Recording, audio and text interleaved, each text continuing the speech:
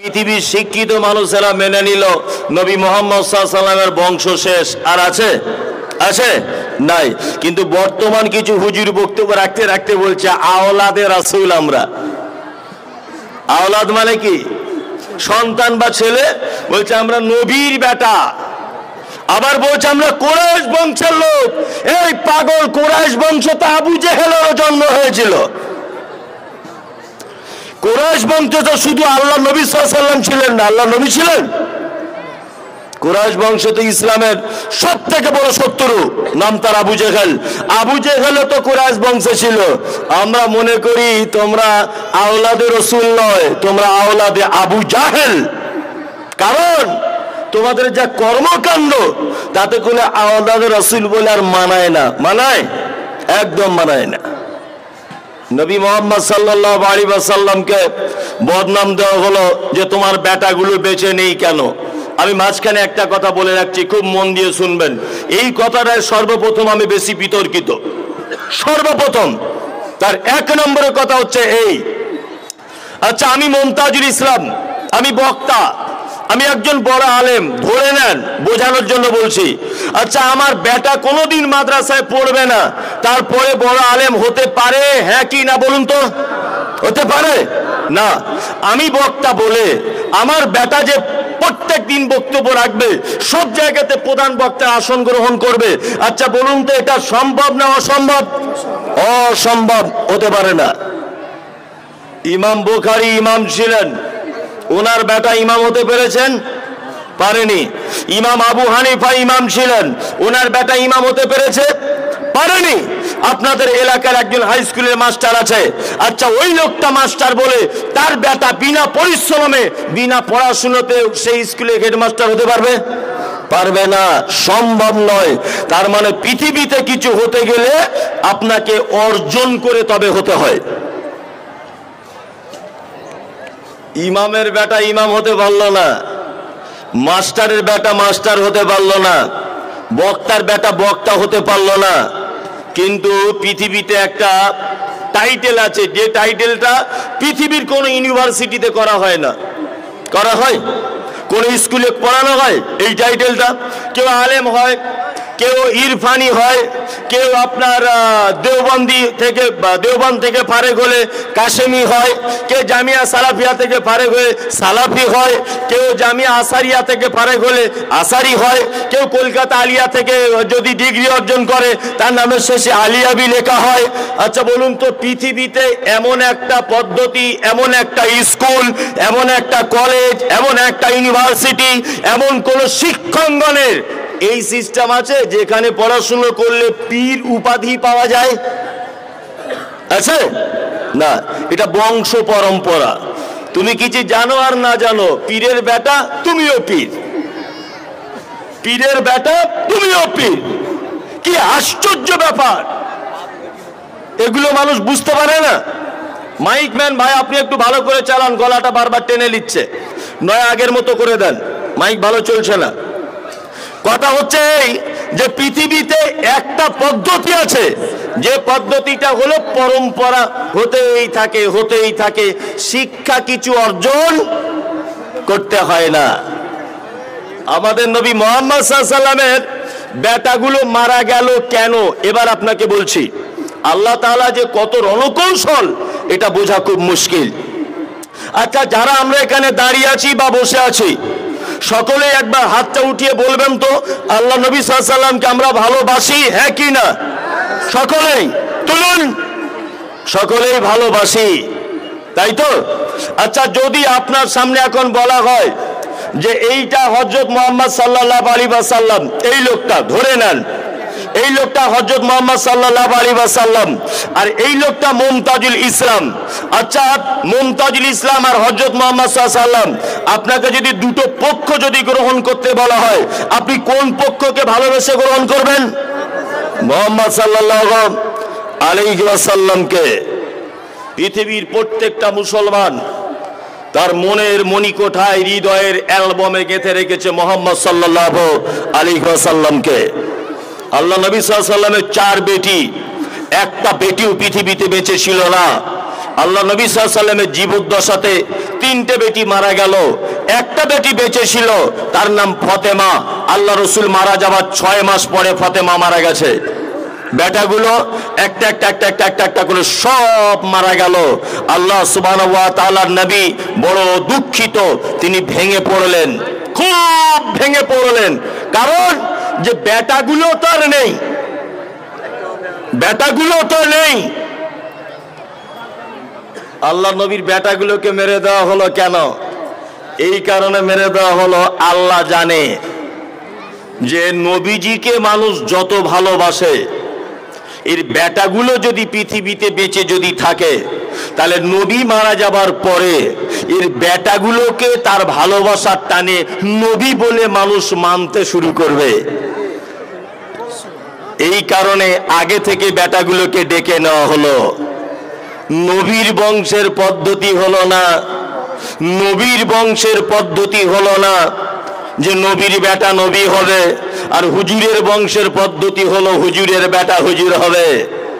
আশ্চর্য ব্যাপার, আমাদের নবী মুহাম্মদ সাল্লাল্লাহু আলাইহি ওয়াসাল্লাম আপন চাচা আবু তালেব, আবু তালেব জান্নাতে যাবে না জাহান্নামে যাবে? জাহান্নামে যাবে। বিশ্ব নবী নিজে বলেছেন, আমার চাচাকে কিয়ামতের মাঠে জাহান্নামের ভিতরে দিয়ে দুটি লোহার জুতোকে গরম করে আমার চাচার পায়ে পরিয়ে দেওয়া হবে, যার গরমের তাপের কারণে আমার চাচার মাথার মগজ টকবক টকবক করে ফুটবে। নবী নিজে তার চাচাকে বাঁচাতে পারার ক্ষমতা রাখে না। আর হুজুর পরশুদিন এক জায়গায় বক্তব্য রাখতে রাখতে বলছে, আমার কাছে বক্তব্য লিঙ্কগুলো আছে, উনি বক্তব্য রাখছেন, বন্ধুরা আমার, আমাদের যারা মুরিদ হবে বাবারা, যদি মারা যায় কবরে রাখার সাথে সাথে মুনকির নাকির আসার আগে আমাদের হুজুর কবরে আগে ঢুকে যাবে, মুরিদের পক্ষে হয়ে আমাদের ফেরেশতাদের সঙ্গে মোকাবেলা করবে। আর পাবলিক বলছে, না রে তো আল্লাহু আকবার। আচ্ছা, গরু তো আর গাছে ধরে না, হারামখোর বলে কি রে?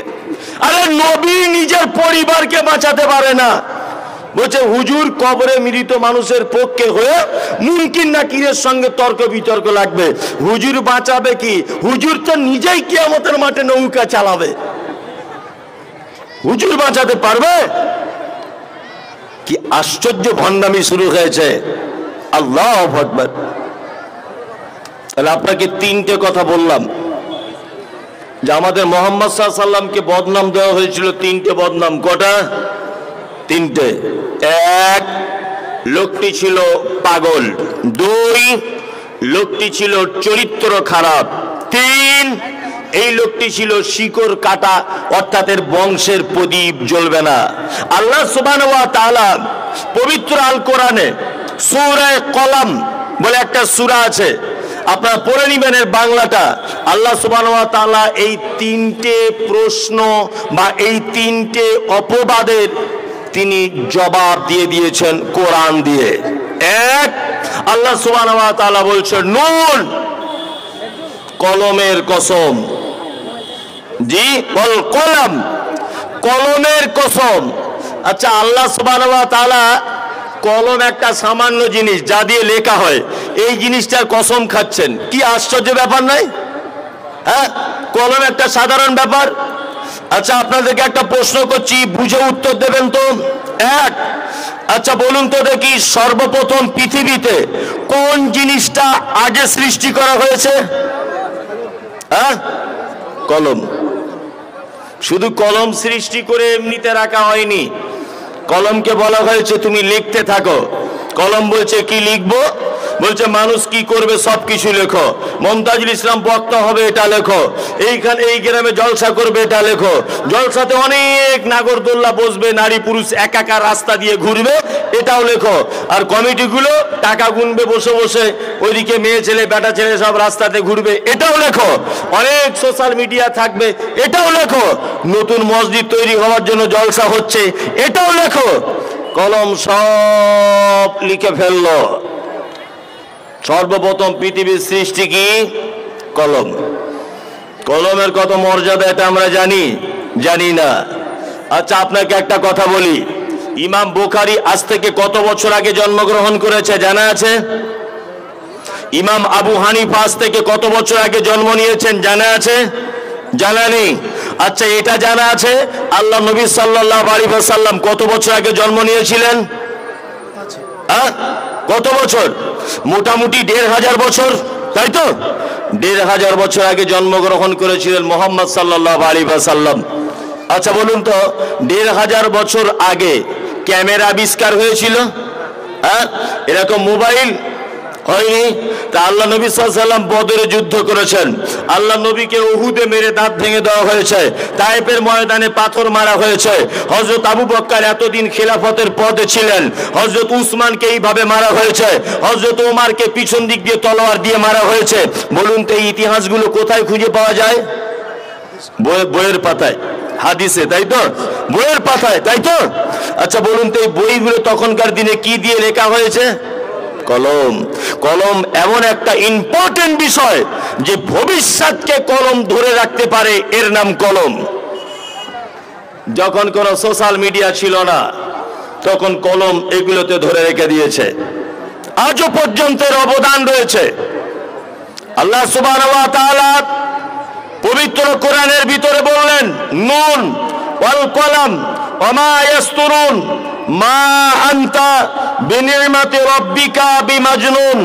আল্লাহ সুবহানাহু ওয়া তাআলা বলছেন নুন ওয়াল কলম, আমি কলমের কসম করে বলছি, ওয়া মা ইয়াসতুরুন, এবং তার দ্বারাতে যেটা লেখা হয়েছে সেইটার কসম করে বলছি। এইবার মাঝখানে একটা কথা বলে রাখছি, খুব মন দিয়ে শুনে রাখবেন। আচ্ছা বলুন তো, পবিত্র আল কোরআন অবতীর্ণ হওয়ার আগে পবিত্র আল কোরআনকে কোথায় রাখা হয়েছিল? লাউহে মাহফুজ কেমন এটা জানা আছে? জানা নেই। লাউহে মাহফুজটা কেমন এটা জানা আছে? ওটা সাদা না কালো না খায় না গায়ে মাখে, এটা জানা আছে? জানা নেই। তবে জেনে নেন লাউহে মাহফুজটা কেমন। এক, আমি মুমতাজুল ইসলাম খুব ভালো ছবি আঁকতে পারি, খুব ভালো ছবি আঁকতে পারি। আপনি আমাকে একটা রং একটা তুলি দিলেন আমার হাতে, যে তুমি এখানে একটা শিশুর ছবি আঁকো। আমি রং আর তুলিটা হাতে নিয়ে তো এইরকম ভাববো যে শিশুটা দৌড়াচ্ছে এইটা আঁকবো, না শিশুটা ভাত খাচ্ছে এটা আঁকবো, না শিশুটা তার মায়ের কোলে ঘুমিয়ে আছে এটা আঁকবো, না শিশুটা চিত হয়ে আছে এটা আঁকবো, না শিশুটা পাপ্পুতে দুধ পান করছে এটা আঁকবো। আচ্ছা বলুন তো, রং আর তুলিটা হাতে নেওয়ার আগে আমার মনের পরিকল্পনার জগতে অলরেডি একটা ছবি আঁকা হবে কি হবে না? হবে, হবে। যদি আমার মনের ভিতরে পরিকল্পিতভাবে কোনো ছবি যদি আঁকা না হয়, আমি ওই তুলিটা সাদা কোনো বোর্ডে লাগাতে সক্ষম হব না। তা আল্লাহ সুবহানাহু ওয়া তাআলা লাউহে মাহফুজ বলতে এইটা বুঝিয়েছেন, পৃথিবীতে কোরআন অবতীর্ণ করার আগে এই কলমের দ্বারাতে মানুষের হায়াত মাওত তাকদীর যেটা লেখা হয়েছে, আল্লাহ সুবহানাহু ওয়া তাআলা এই গচ্ছিত লেখার জিনিসটাকে লাউহে মাহফুজ হিসাবে বুঝিয়েছেন। পরিকল্পনার একটা জায়গা, এর নাম কি? লাউহে মাহফুজ। আল্লাহ তাআলা বলছেন ওয়া মা ইয়াসতুরুন, যেগুলো পরিকল্পনার জগতে লেখা হয়েছে আমি তার কসম করে বলছি, মা আনতা বিনিমাতি রাব্বিকা বিমাজনুন, আপনি কখনোই আপনার রবের পক্ষ থেকে পাগল নন। এই যে মুহাম্মদ সাল্লাল্লাহু আলাইহি ওয়াসাল্লামকে বলেছি পাগল বলা হয়েছিল, বলেছিলাম না প্রথমে? আল্লাহ এই কথার জবাব দিচ্ছেন, মা আনতা বিনিমাতি রাব্বিকা বিমাজনুন, কখনোই নয়, আপনি আপনার রবের অনুগ্রহে পাগল নয়। যারা বলছে তারাই পাগল। নাম্বার 2, আল্লাহ সুবহানাহু ওয়া তাআলা বলছেন ওয়া ইন্না লাকা লাআজরান গায়রা মামনুন, আপনাকে অবশ্যই উত্তম পুরস্কার দেওয়া হবে যা কোশ্চিন কালেও কোনোদিন কেটে দেওয়া হবে না। এইখানে কয়েকটা কথা আপনাকে বলে রাখছি। আল্লাহ নবী সাল্লাল্লাহু আলাইহি ওয়াসাল্লামের বেটাগুলো যখন মারা গেল, আবু জেহেল, আবু লাহাব, উতবা, সাইবা দলে দলে এসে বলছে, মুহাম্মদ তোমার তো কপাল বড় খারাপ, তোমার এই তাওহীদি মিশন আর কে জাগিয়ে রাখবে? তোমার একটা বেটাও তো আর বেঁচে নেই, আল্লাহ নবী সাল্লাল্লাহু আলাইহি ওয়াসাল্লাম ভেঙে পড়েছিলেন। আল্লাহ সুবহানাহু ওয়া তাআলা পবিত্র আল কোরআনের ছোট্ট একটা সূরা উপহার দিয়েছিলেন, এটা আমাদের সকলেরই মুখস্থ। কি? ইন্না আতাইনাকাল কাউসার ফাসাল্লি লিরাব্বিকা ওয়ানহার ইন্না শানিয়াকা হুয়াল আবতার। এই সূরাটা দেওয়া হলো আল্লাহ নবীকে প্রায় হিসাবে। কেন? আল্লাহ তাআলা নবীকে বলছেন, কি বলছেন? ইন্না আতাইনাকাল কাউসার, অবশ্যই আপনাকে কাউসার দান করা হয়েছে। আল্লাহু আকবার। কিয়ামতের মাঠে প্রত্যেক নবীরা নিজস্ব উম্মতদেরকে নিয়ে পেরেশানিতে থাকবেন। প্রত্যেক নবীরা, নবীদের পিছনে তাদের উম্মতেরা থাকবে, এটা আমরা জানি। কিয়ামতের মাঠে লক্ষ কোটি মানুষ তারা একত্রিত হবে, গোটা কিয়ামতের মাঠ একটা কথা, একটা শব্দ শুধু উচ্চারিত হবে গোটা কিয়ামতের মাঠে, সেটা হচ্ছে কি? পানি দাও, পানি দাও, ইয়া নাফসি, ইয়া নাফসি। সবাই ইয়া নাফসি, ইয়া নাফসি করবে। একজন শুধু মাথা উঠিয়ে ইয়া উম্মতি, ইয়া উম্মতি করবেন। তিনি হচ্ছেন আমার আপনার নবী, বিশ্ব নবী মুহাম্মদুর রাসূলুল্লাহ সাল্লাল্লাহু আলাইহি ওয়াসাল্লাম। আল্লাহ সুবহানাহু ওয়া তাআলা নবীকে বলছেন, নবী আপনার কোনো টেনশন নেই। সেদিন যত নবীর যত পাওয়ার আছে, পৃথিবীতে যত মানুষের যত ক্ষমতা আছে, আল্লাহ তাআলা নবীকে বলছেন, নবী আপনার পারমিশন ছাড়া কিয়ামতের মাঠে কেউ এক ফোঁটা কাউসারের পানি পাবে না। মানুষ লাইন দিয়ে দাঁড়িয়ে থাকবে, মানুষের জিভ বার হয়ে যাবে, মানুষ পানি পানি বলে চিৎকার করবে, তারপরেও এক ফোঁটা পানি পান করতে পাবে না। আমাদের নবী মুহাম্মদ সাল্লাল্লাহু আলাইহি ওয়াসাল্লামের টোটাল ডিপার্টমেন্টের দায়িত্ব দিয়ে দিয়েছেন কে? আল্লাহ সুবহানাহু ওয়া তাআলা। আল্লাহ তাআলা বলছেন, নবী আপনার বেটাগুলোকে নিয়ে নিলাম, তাই কি হলো? পৃথিবীতে আমি আপনার এত বেটা তৈরি করে দিয়েছি যে আপনার রক্তের বেটা হলেও আপনার পক্ষে এত কথা বলবে না। শুধুমাত্র নূপুর শর্মা সামান্য একটা কথা বলেছে। মালদা, মুর্শিদাবাদ, দিনাজপুর, কুচবিহার, আসাম, গোটা পৃথিবীর মুসলমানেরা নবী মুহাম্মদ সাল্লাল্লাহু আলাইহি ওয়াসাল্লামের পক্ষ হয়ে রাস্তা অবরোধ থেকে শুরু করে অফিস আদালত থেকে শুরু করে সমস্ত জায়গায় বুঝিয়ে দিয়েছে আমরা নবী মুহাম্মদ সাল্লাল্লাহু আলাইহি ওয়াসাল্লামের প্রেমিক। এটা বুঝিয়েছে কি বুঝায়নি? বেটা নাই বা থাকলো চারটে বেটা, বেটা চারটে নাই বা থাকলো, কিন্তু পৃথিবীতে রয়েছে অসংখ্য বেটা। আল্লাহ সুবহানাহু ওয়া তাআলা পবিত্র কোরআনের ভিতরে তারপরে আবার তিনি বলছেন,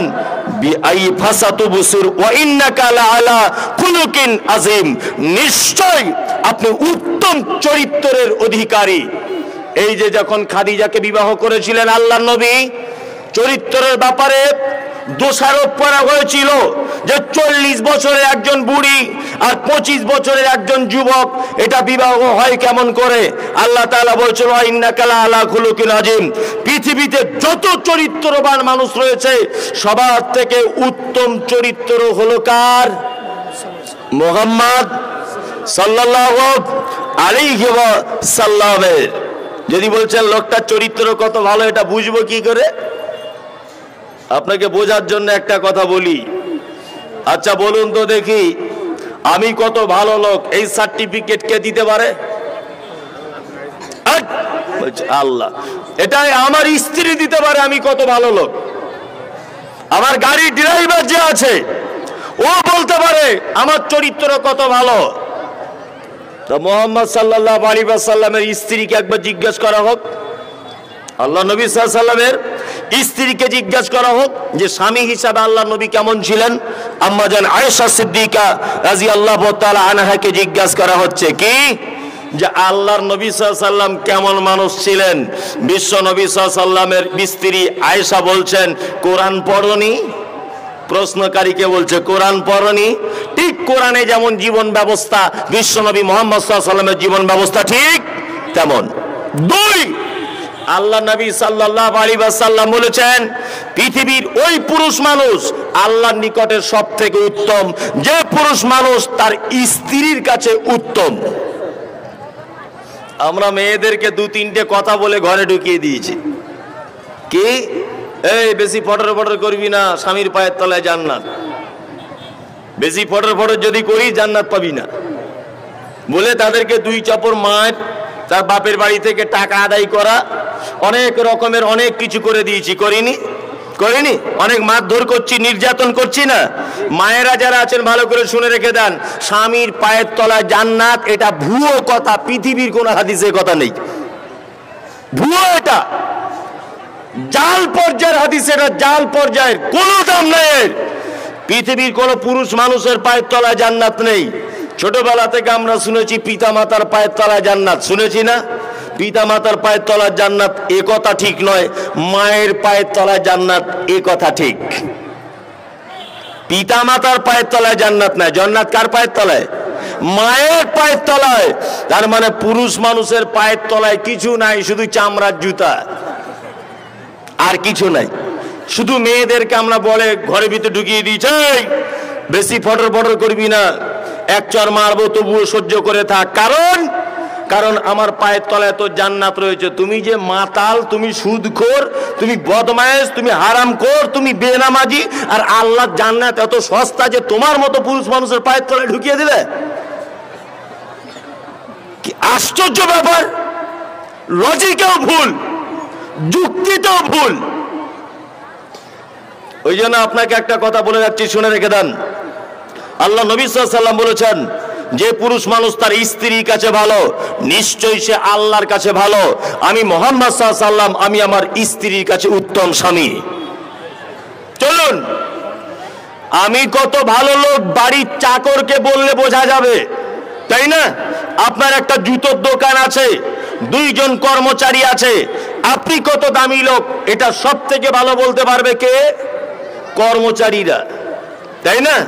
তবে ইদানিং কিছু হুজুররাও বলতে পারছে, ইদানিং কিছু হুজুরাই মাঝে সাঝে একটু আপনাদেরকে দিয়ে দিচ্ছে ওষুধ, মাঝে সাঝে ইদানিং কিছু হুজুররা বলতে পারছে, আচ্ছা আমি কত ভালো লোক, আমার দাদুর নাম কি, আমার জন্ম তারিখ কত, আমার গ্রামের লোক ভালো বলতে পারে না আপনি ভালো বলতে পারেন? কোনটা? আমার গ্রামের লোক ভালো বলতে পারে, তাই তো? এবার আপনাকে একটা কথা বলি, আল্লাহ নবী সাল্লাল্লাহু আলাইহি ওয়াসাল্লামের কবর আছে কোথায়? মদিনাতে। মদিনাতে আল্লাহ নবী সাল্লাল্লাহু আলাইহি ওয়াসাল্লামের 10,000 সাহাবীর কবর রয়েছে। হাজী সাহেবরা দেখে এসেছেন কেউ? একজন হাজী সাহেব হাত তুলে বলুন তো, আমি দেখে এসেছি। আল্লাহ নবী 10,000 সাহাবীর কবর রয়েছে মদিনাতে। 10,000 সাহাবীর কবরে একটাও চাদর চড়ানো নাই। 10,000 সাহাবীর কবরে 3 দিন 4 দিন ঔরস করার পদ্ধতি নাই। বিশ্বনবী যেখানে জন্মগ্রহণ করলেন মক্কাতে, মৃত্যুবরণ করলেন মদিনাতে, তারা আল্লাহ নবীকে ভালোবাসে না, তারা 12 রবিউল আউয়াল পালন করে না, তারা নবীর নামে নবীর আওলাদ বলে দাবি করে না। আর এই ভণ্ড হুজুর এইখানে বলছে চাদর চড়িয়ে দিয়ে তোমরা যত লোক আছো আমাদের হুজুরদের কাছে এসে নমস্কার করো। কি আশ্চর্য ব্যাপার! আস্তাগফিরুল্লাহ। হাজী সাহেব, মদিনাতে আল্লাহর নবীর কবরের পাশে যখন আপনি দেখতে গিয়েছিলেন, পুলিশ আপনাকে এই কথা বলেছিল, এই নবীর দিকে পিছন করবেন না, পিছনে ব্যাকে ফিরে আসুন, এরকম কিছু ব্যাপার আছে? আচ্ছা, নাই। পুলিশ দাঁড়াতে দেয় ওখানে? দাঁড়াতে পর্যন্ত দেয় না। গত পরশুদিন, তার আগের দিন এক জায়গায় গেলাম, কোন একটা মাজারে, তা মাজারে যাওয়ার সময়তে মাজারে গেলাম, দেখলাম তা গেটম্যান আমাকে বলছে, হুজুর আপনার সব ভালো, একটা জিনিস করবেন। আমি বললাম কি করব? তা বলছে যখন মাজার দেখবেন জিয়ারাত করবেন, জিয়ারাত কিন্তু পেছনে আস্তে আস্তে করে ফেরত আসতে। বললাম কেন? বলছে হুজুরের দিকে পিছন করা যাবে না। আমি বললাম ওরে বোকা, পিছনের দিকে তো কিছুই থাকে না, বরং সামনের দিকে লিঙ্গ থাকে। যদি পিছনের দিকে ওঠে আসি তোর হুজুর বেশি অপমান হবে, লিঙ্গটা তোর হুজুরের দিকে যাবে। পাগল কোথাকারে, পিছনে তো কিছুই থাকে না। এই বোকা কোথাকারে! আল্লাহ নবীকে মদিনার লোক ভালোবাসতে পারলো না। মক্কা থেকে মদিনা 200-400 কিলোমিটার রাস্তা, রাস্তার ধারে একটা মাজার পাওয়া গেল না। আর এ জিলাপি হুজুর বলছে আমাদের কবরে এসে ফুল দাও আর চাদর চড়াও। কি আশ্চর্য ব্যাপার! যে আমি মুমতাজুল ইসলাম মুহাম্মদ সাল্লাল্লাহু আলাইহি ওয়াসাল্লামের বাড়ির চাকরের কাছে আপনাকে একবার পরিচয় করিয়ে দিই। লোকটা কত ভালো ছিল। বাড়ির চাকর, নাম হলো তার আনাস। কি নাম? আনাস। 10 থেকে 11 বছর যাবত আল্লাহ নবী সাল্লাল্লাহু আলাইহি ওয়াসাল্লামের সেবা যত্ন করেছেন। আল্লাহু আকবার। হযরত আনাস বলছেন, নবীজি যদি আমাকে কোনোদিন কোনো কাজের জন্য যদি পাঠাতেন, আমি সেই কাজ না করে অনেক সময় শিশুদের দলে ঢুকে খেলাধুলো করতে শুরু করে দিয়েছি। আল্লাহর নবী পিছন দিক দিয়ে মৃদুভাবে আমার গায়ে টাচ করে তার হেসে দিয়ে বলেছে, আনাস কি ব্যাপার, তুমি এখনো খেলাধুলো করছো? হযরতে আনাসও মুচকে হেসে দিতেন। আল্লাহর নবী ভুলে গেছে। হযরতে আনাস বলছেন, আল্লাহর নবী আমাকে কোনোদিন কটু কথা বলতেন না, কোনোদিন এ কথা বলেননি, আনাস তুমি কেন করেছো, কেন তুমি করলে না, কেন তুমি খেলে, কেন তুমি খেলে না, কেন তুমি বললে, কেন তুমি বললে না? হযরতে আনাস বলছেন, আল্লাহর নবীর মতো গোটা শরীরের যা ঘেরান, এত সুখ ঘেরান পৃথিবীর কোন পুরুষ মানুষের শরীর থেকে আমি পাইনি। হযরতে আনাস বলছেন, দীর্ঘ 10 বছরে আল্লাহর নবীর গায়ে হাত দিয়েছি, অনেক সময় মুসাফা করেছি।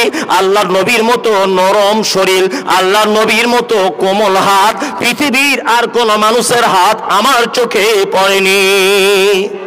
10 বছরের খাদেম সার্টিফিকেট দিচ্ছে, চূড়ান্ত পর্যায়ের ভালো লোক।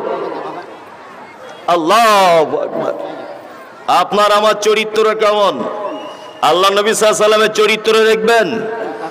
পৃথিবীতে অনেক মানুষেরা বলেছে, এক চর মারলে আর একটা গাল বাড়িয়ে দাও, তোমাকে হাত দিয়ে যে মেরেছে তুমি হাত বাড়িয়ে দিও না, তাকে ক্ষমা করে দাও।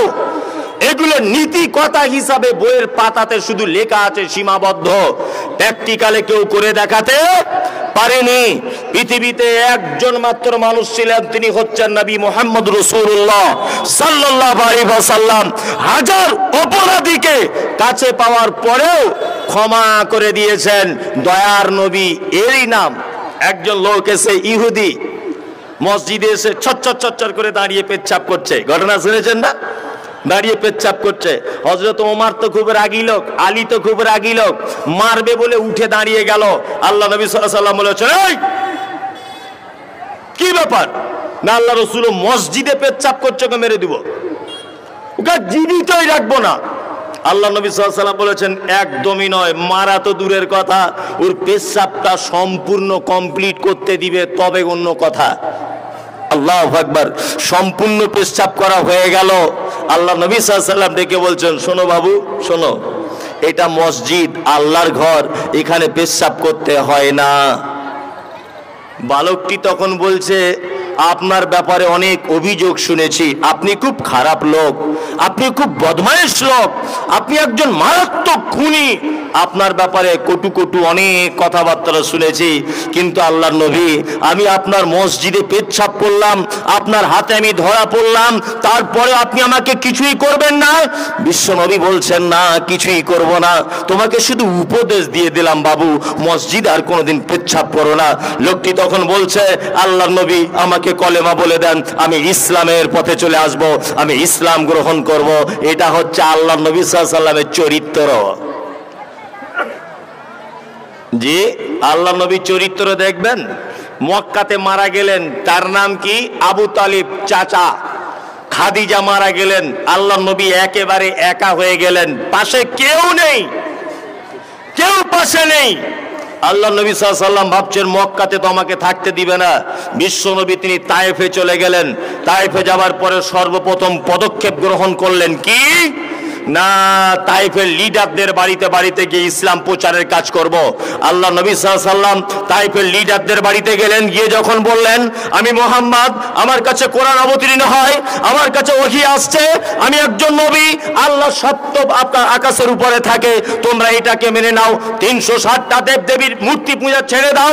তখন তাইফের লিডাররা যুক্তি করলো, এই লোকটাকে এখান থেকে দেশ ছাড়া করে দিতে হবে, একে মারতে হবে। নিজেরা তো যা মারলো, তায়েফের শিশুদের হাতে পাথর তুলে দিয়ে আঘাত করা হলো। আল্লাহ নবী সাল্লাল্লাহু আলাইহি ওয়াসাল্লাম রক্ত মাখা শরীর নিয়ে চলে এলেন তায়েফের পাহাড়ের উপরে। পাহাড়ের দায়িত্বপ্রাপ্ত ফেরেশতারা আল্লাহ নবীকে ডেকে বলছেন, নবী আপনি শুধু একবার বলুন কারা আপনাকে মেরেছে। তাদেরকে এই তায়েফের পাহাড়গুলোকে তুলে, বড় বড় পাথরগুলোকে তুলে করে তাদের ঘাড়ের উপরে চাপিয়ে দিব। আল্লাহ নবী সাল্লাল্লাহু আলাইহি ওয়াসাল্লাম সেদিন বলেছিলেন, কি বলেছিলেন? সেদিন বলেছিলেন, ওদেরকে মেরো না, যদি ওদেরকে মেরে দাও পরবর্তীতে ইসলাম কাদের কাছে পৌঁছাবো। মেরেছিলেন, জানা আছে? মারেননি, ক্ষমা করে দিয়েছিলেন। এটা হচ্ছে বিশ্ব নেতার চরিত্র। ওয়া ইন্নাকা লাআলা খুলুকিন আযীম, পৃথিবীর উত্তম চরিত্রের অধিকারী। নিজে খেতে পাননি, কিন্তু অধীনস্থ থাকা মানুষগুলোর খোঁজ খবর নিয়েছিলেন কে? নবী মুহাম্মদ সাল্লাল্লাহু আলাইহি ওয়াসাল্লাম। বর্তমান নেতাদের চরিত্র কেমন? আলহামদুলিল্লাহ নবীর মতোই। নবীর মতোই নয়, নবীর মতোই। একটা গরিব মানুষের ইন্দিরা আবাসনের ঘর এসেছে, তা ওর কাছে গিয়ে বলছে, আমি বাস্তব কথা বলি, সব জায়গাতে বিতর্কিত হই। তা গরিব মানুষ, ওর বাড়িতে রাতের বেলা দুটো লোক পাঠিয়েছে, বলছে ফটিককে গিয়ে বল 10,000 টাকা দিতে, যদি 10,000 টাকা না দেয় ঘর কেটে করিমকে দিয়ে দেবো, মাল পাবে না। এই ঘটনা মালদা জেলাতে নয়, আমাদের ওদিকে ঘটছে। আপনাদের দিকেও হয়? সব জায়গাতে? মাশাআল্লাহ, তাহলে তো খুবই ভালো। এটা আমাদের নেতাদের চরিত্র। কি বলছি বুঝতে পারছেন না? আপনি কোন নেতার পিছনে ঘুরছেন? কোন নেতার পিছনে ঘুরছেন?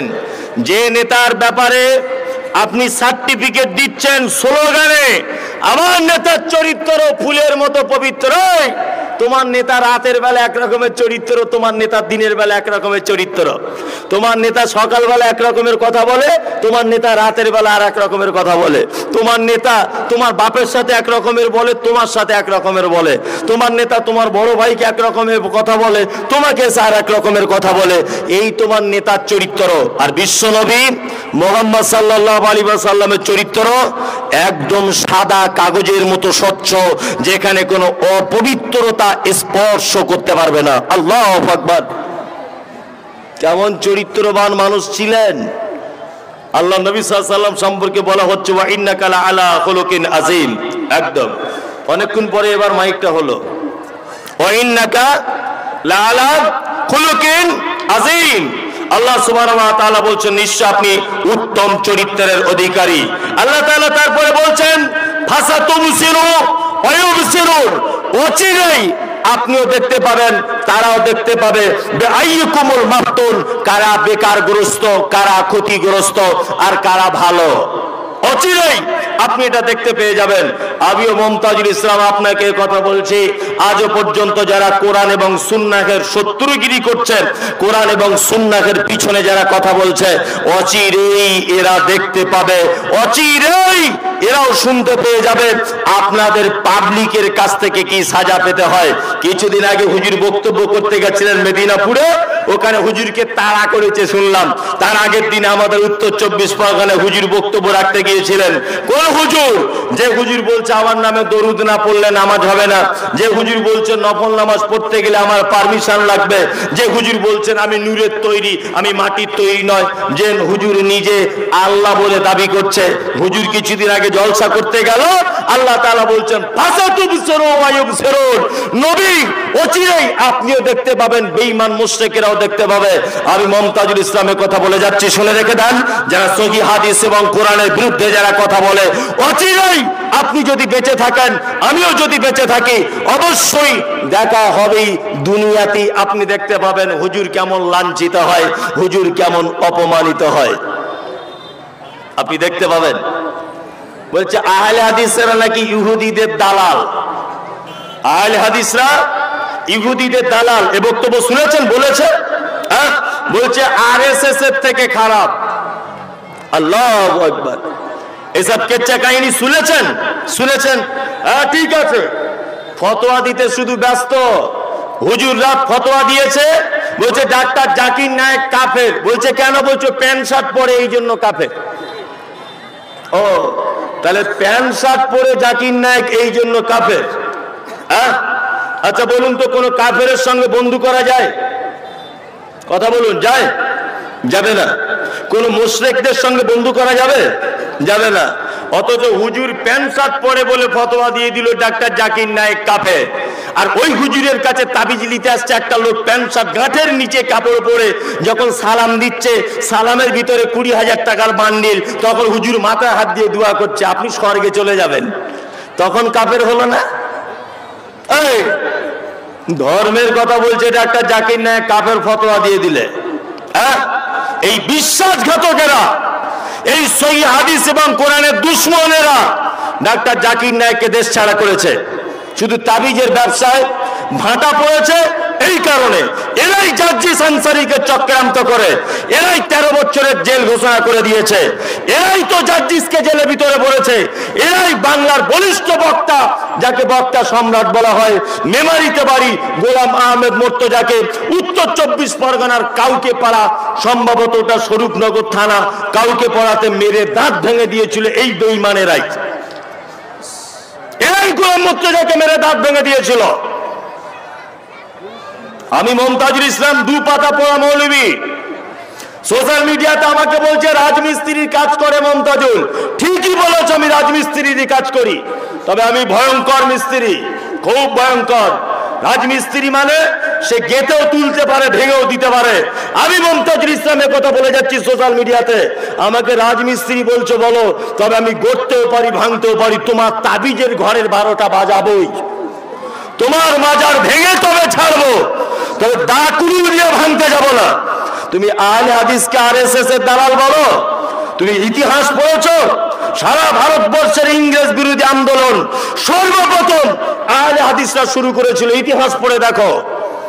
তুমি আহলে হাদিসকে বলছো আরএসএস এর দালাল? এই বেঈমান বিশ্বাসঘাতকেরা পিস টিভির মতো একটা চ্যানেলকে এই দেশ থেকে উৎখাত করে দিয়েছে এরাই, অথচ স্টার জলসার মতো একজন চ্যানেলকে এদের বিরুদ্ধে কোনো কথা প্রতিবাদ এরা করলো না। অথচ পিস টিভির ব্যাপারে কলকাতার কোর্টে এরা মামলা করেছে, এই বিশ্বাসঘাতকেরা যারা হাদিস এবং কোরআন নিয়ে ছিনিমিনি খেলছে। অথচ স্টার জলসাতে যেখানে নারী পুরুষের উলঙ্গ হয়ে যেখানে পরিবার ধ্বংস করার সিরিয়াল চালানো হচ্ছে, হুজুর এখানে একবারও প্রতিবাদ করলো না। হুজুর জাকির নায়েকের পিস টিভি বিরুদ্ধে প্রতিবাদ করে পিস টিভিটাকে বন্ধ করে দিল। এরা বিশ্বাসঘাতক ছাড়া আর কি হতে পারে?